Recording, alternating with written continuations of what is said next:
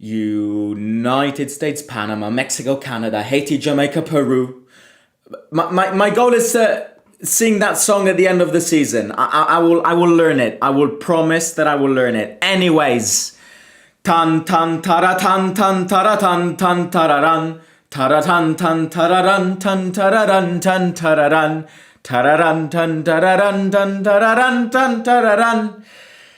Wow, I'm so excited. As you can read from today's title, big adrenaline rush. Massive adrenaline rush. What a game. I discussed this yesterday. The emotions and the adrenaline of playing such a game at home when leaders of the table against Inter, a Champions League finalist.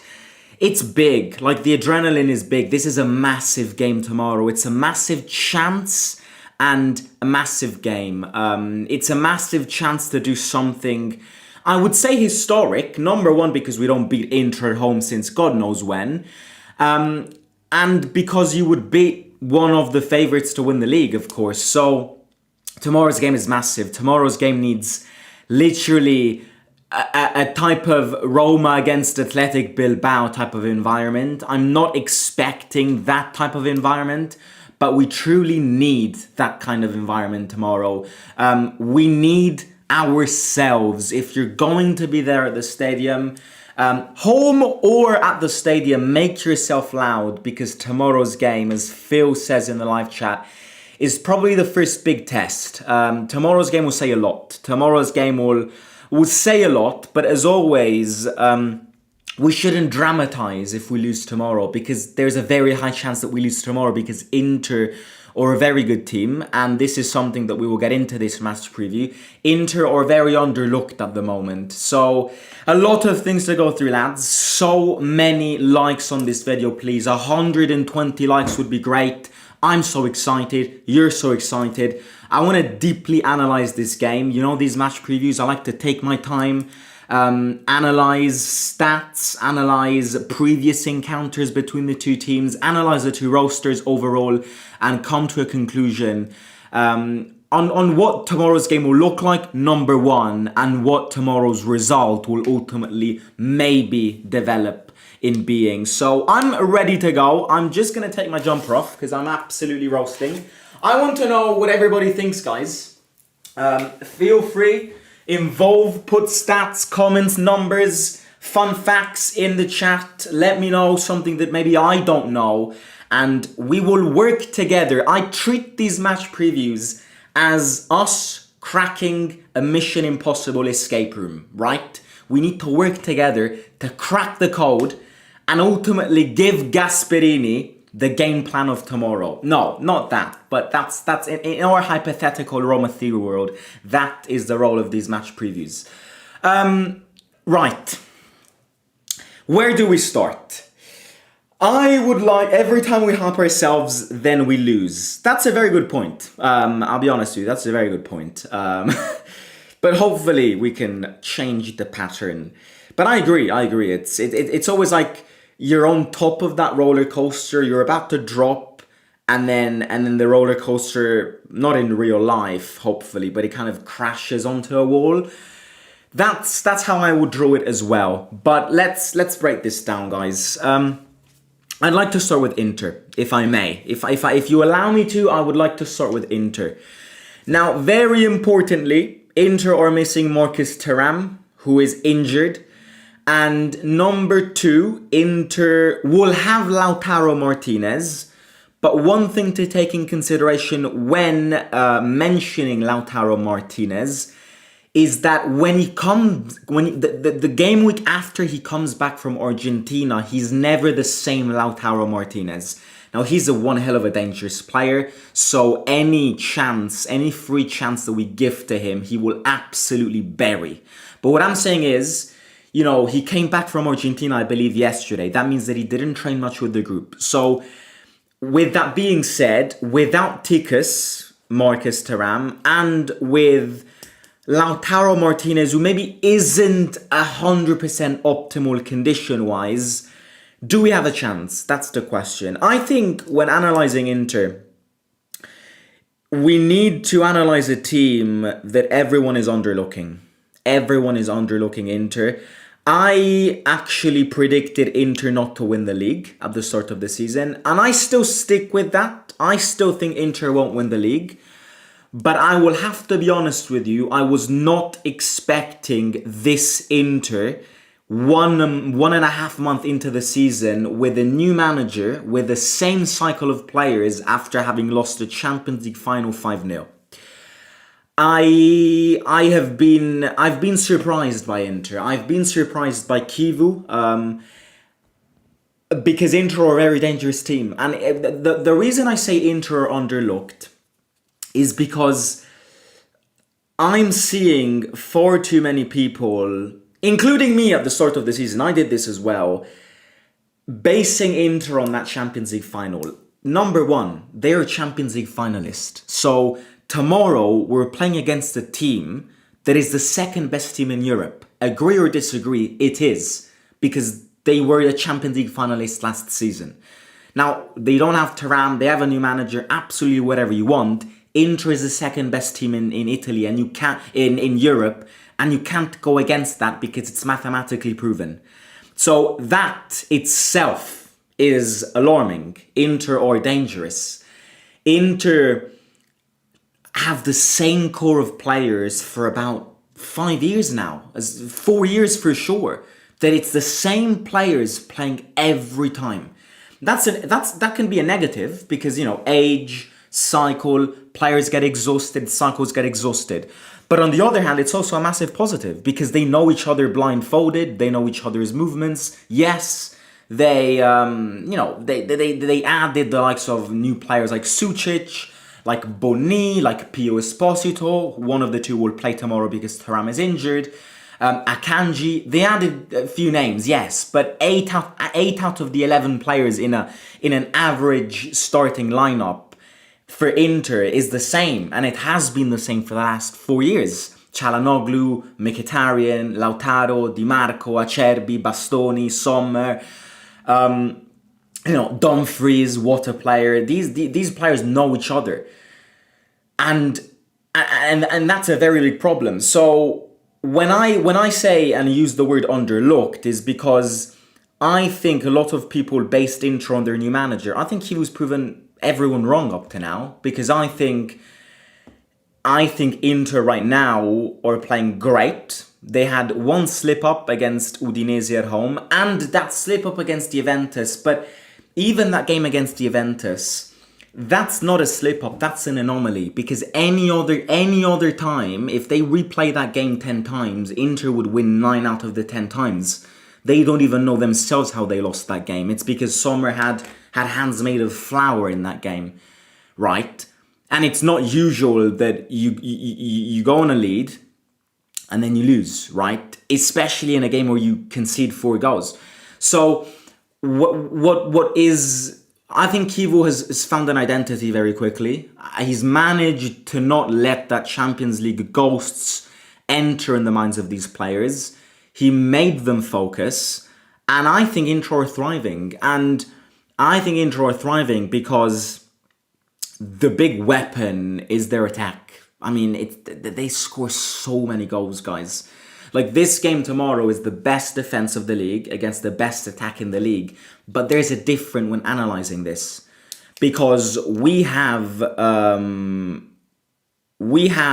2 goals conceded and 7 goals scored. They have 4 goals conceded. Sorry, 8... No. I think 8 goals conceded. Yeah, they have 8 goals conceded and 17 goals scored. Like, do we understand this? We scored 7 goals, and in the same game they scored 10 more. So that is where the big burden of this game will be. The fact that we would pay gold to have their 5th striker. And that makes us reflect about the squad depth that Inter have that we don't have. We're in a situation where a Pio Esposito would start in every game for us against our current strikers. And Pio Esposito is Inter's 4th choice. Do you see what I mean? There's massive difference in the quality of their offensive threats and in the squad depth. And 17 goals scored in 6 games is absolutely phenomenal. Then they conceded 8 goals, we conceded 2. But again, I always say, take the Juventus anomaly out. So don't consider that game, because those are games that happen once in a while. The Juventus game is an anomaly. So the fact that they conceded 8 goals is because half of those goals were conceded against Juventus. If you eliminate that game, they conceded 2 more goals than us. So their defense is solid. Now, this doesn't mean that they're not vulnerable. Inter are vulnerable. They are. They are vulnerable. But the thing which doesn't make me convinced tomorrow is how and who scores. And this will be a problem, because we struggle to score against low table teams. In these games, who scores? If they don't click, Dybala, yes, but Dybala, it's 2 years now that Dybala isn't really deciding these big games. Soulé, yes, but Soulé can't decide every game. Soulé isn't Lamine. So my big worry tomorrow is how we put the ball at the back of the net against a defense which is vulnerable but is extremely physical and extremely solid. So look, I think that's with Inter. The thing with Inter is the density that they have in the middle, because Çalhanoğlu, Barella and Mkhitaryan not only know each other very well, but they're a dam. They're a dam. When you play against them, years go by, but they're one hell of a strong midfield, and we would absolutely wish for that midfield. Imagine had they bought Kone this summer. Unreal. But look, this doesn't mean that I don't rate us. Absolutely. This is the game of our life. Not in that sense, but this is a very important game. This is an absolutely massive game for us at home. And I know we lost the Torino game, but we don't usually lose at home. So as a base tomorrow, as a prediction base tomorrow, I'm a realist. I'm a realist. I don't say predictions just to make us favorites. No. If in a game we're the weakest team, we're the weakest team. And game of our life, not game of our life, quality prevails in football. So as a prediction base tomorrow, I would go either with a draw or with an Inter win. I really, really, really, really, really would be really, really surprised if we were to win tomorrow. To the extent that I would be willing to go to Circo Massimo 6 months prior and celebrate the league title. No, I'm joking, but you get the point. If you win tomorrow, it's gonna be if you win tomorrow. This is a weird statement to make, and I shouldn't make this, but if we win tomorrow, there's going to be the first alarm in our minds that we can win the league. And that's very worrying, because I don't want that to happen. But we're Roma fans, and we act on the moment. We don't look at the future. We don't look at the past. We act on the present. We react to the present. So if we win tomorrow, you will see the first realization of a lot of fans going, shit, we might actually win the league, which we won't end up winning, but you get the point. You get the point. But overall, I don't think we'll win tomorrow, because I think the difference in quality is too big. We're working, Gasperini said it today in the press conference, we're working to reduce it. But as of the 17th of October, tomorrow, 18th of October, the quality is still too big between Roma and Inter. That doesn't mean that we can't win and that it's impossible for us to win. Football is nice because of this. The unpredictable factor in it, right? But, to win against Inter, number one means you have to score more than 1 goal. Because Inter will score tomorrow. 17 goals in 6 league games is the definition of prolific and threatening. So Inter's going to score tomorrow. Even if you've got the best defense in the league, I'm going to put my hand on fire that we'll concede tomorrow.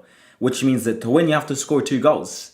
And as of now, I think our attack is too lackluster to score 2 goals in general, let alone against Inter. That's the way I see the game.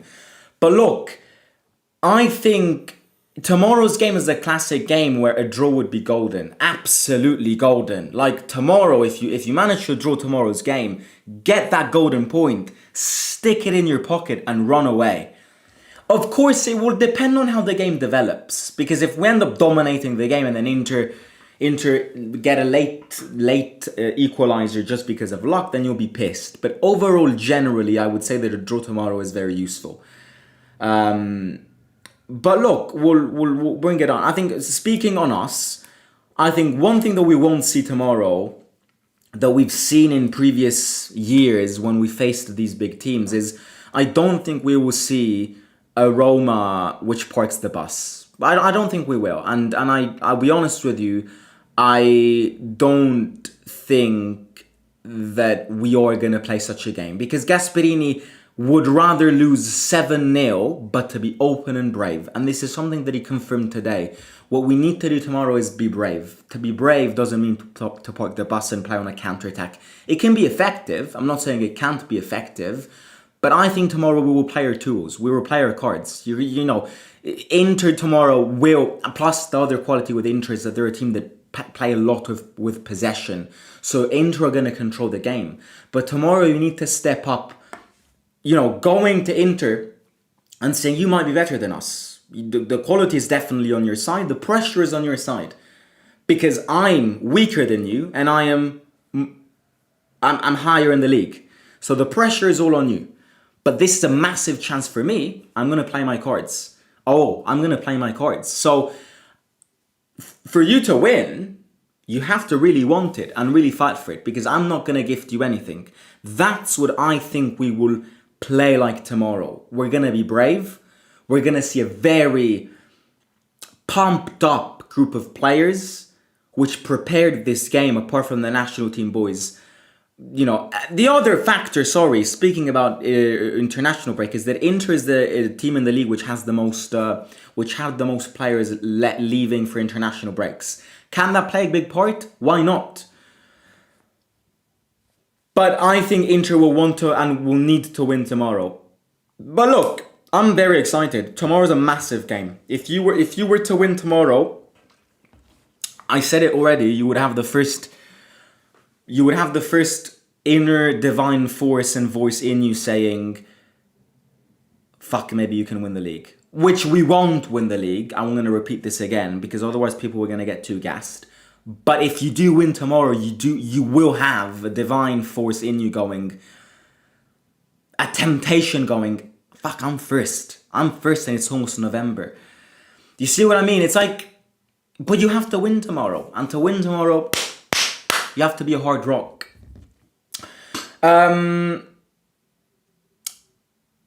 Is Bailey available tomorrow? Bailey did get a call up, but Bailey won't be available. I think tomorrow's call up is just symbolical, for Bailey. My predicted 11 is this. Svilor, Ndika Mancho, Celik, Wrench, Cristante, Kone, and Semikas. Angelino is out. I do want to speak about Angelino for a second because something doesn't really connect with Angelino. And then Sule, Pellegrini and Dovbek up front. I don't want to see Wesley because I think Di Marco against Wesley, especially if Lautaro plays, who's on that side as well, can be something horrific. So I see Wrench as more physically ready to play these games. The Derby was a good example, so I want Wrench to start. Tsimikas against Dumfries is a risky move, but again, Tsimikas played against high-quality opponents in the Prem. He should be ready to play against people like Dumfries. But the other thing that is gonna, in my opinion, make a difference tomorrow is the wing-backs, the full-backs. I mean, how many goals do Dumfries and Di Marco score? That's something that we want to start doing, but we're so far from it. Di Marco and Dumfries add so much offensive threat to this Inter side that it's embarrassing for opponents because they're so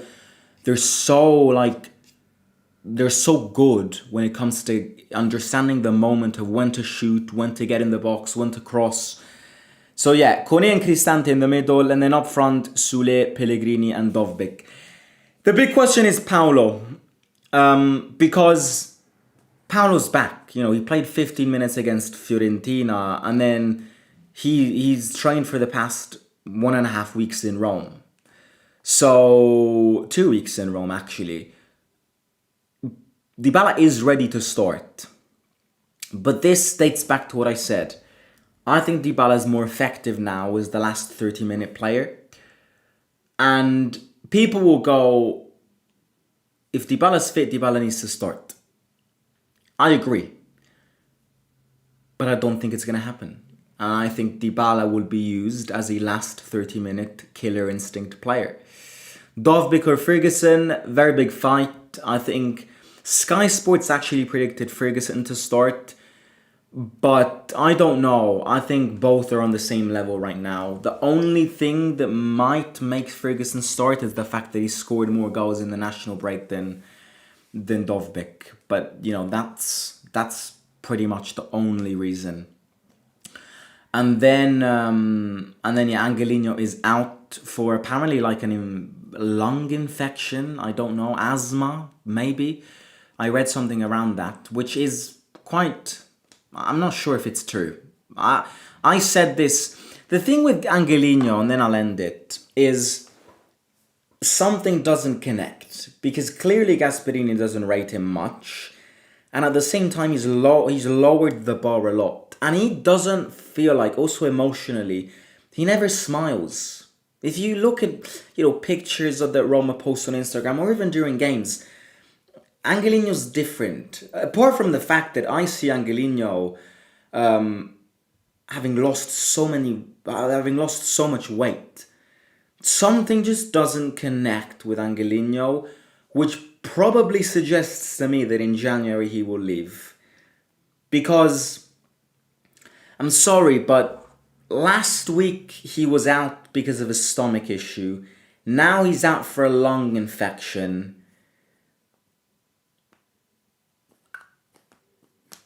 I don't know. That something doesn't connect, I'll be honest. But yeah, I think Tsimikas will have to start. Kone will have a massive role in this game, absolutely massive, because he needs to blockade the chemistry of Mkhitaryan, Barella and Çalhanoğlu. And Mkhitaryan, Barella and Çalhanoğlu are very good at swapping, exchanging positions. They know each other so well. So you need to fucking plant that flag, that Kone flag, and it needs to equal dominance. You need to be dominant tomorrow in that middle, otherwise you're going to get eaten up. Last but not least is the record. The record that we have against them at home is very bad. Just to write a few results down. Last year, 1-0 Inter. This is only counting home games, not away, because we beat Inter a few months ago at San Siro. So, Roma-Inter last season, 0-1. Roma-Inter with De Rossi, 2-4. Crazy game.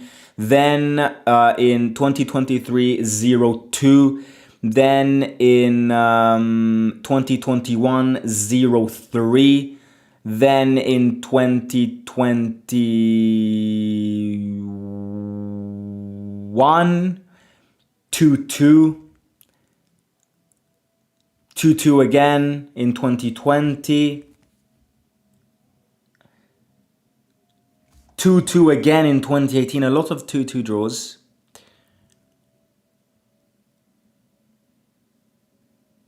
3-1 Inter in 2017. And then 2-1 Roma. Our last home win against Inter was the 2nd of October 2016. After that, 3-1 Inter, 2-2, 2-2, 2-2, 3-0 Inter, 2-0 Inter, 4-2 Inter, 1-0 Inter. Holy effing shit. And the other very bad factor is Gasperini's record with Inter. Gasperini has a terrible stat with Inter. I read something, out of the last 15 games that he played against Inter, he lost 10 and drew 5. He never won in the last 15 games against Inter. Look, everything on the table suggests that winning tomorrow is like flying to the moon. But there's something called the law of big numbers, which means that after a lot of events that happen and have the same recurrence of events, something has to change. And why not tomorrow? At 8:45 p.m., 18th of October, spooky season, autumn season, crispy leaves on the floor, brisky wind in the air, Halloween pumpkins on everyone's doorstep.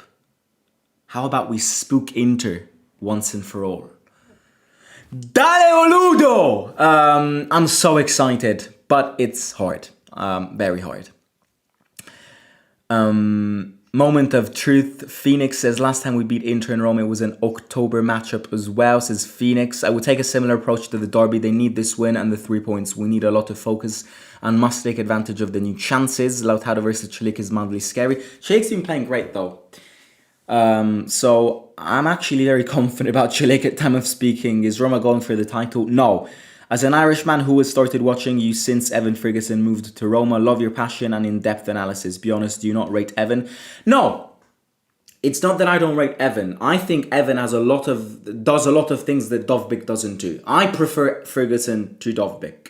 I've made this very clear. But at the end of the day, he needs to score. Because if he doesn't score, then he can be as useful as he can. But that's his job. That's my point with Evan. I don't see him as a goal scorer. You know what I mean? He can help the team, but I don't think he's a striker that you climb on his back and go, we need goals, and he steps in and scores. I would actually argue that when it comes to goals, Dovbyk is better. I think with the perfect comparison between Dovbyk and Ferguson is that Dovbyk scores more, but does less for the team. But Ferguson scores less, but does more for the team. So you're in a situation where you're like, do I slap my face with my right arm, or do I slap my face with my left arm? Which is why we need more offensive options. Because I think the perfect variant here is that one scores more, but does less. But one scores less and does more. And there is no balance in between this. In your opinion, Evan has been scoring every game for Ireland, 4 goals from 5. Tsimikas versus Dumfries scares me. Goals probably coming from defenders, not going to lie. I think our forwards won't be able to find space. Maybe a Mancini or Cristante header in the books. Yeah, I agree, but that can happen once, that can happen twice, that can happen 3 times. And then you can't simply rely on set pieces every time. You're gonna get haunted. That's my point, We're very good on set pieces, but we can't win every game on set pieces. Otherwise, we'd win the league. By the way, I got... Can you all see... I woke up with a cut on my eye. I think I got a bit too aggressive in my dream last night. Anyways, guys, I'm going to catch you tomorrow. Hopefully with a good match day vlog. I'll speak to you soon. Hit the like button if you enjoyed, agree, disagree with the analysis. Let me know in the comments what you think. 120 likes is the like goal. Give some high points. Leave a comment so it pushes the algorithm. A subscribe button. Anything that makes you appreciate these videos, do it down below and it will be very much supported and appreciated. Love you all and I'll talk to you soon. See you out.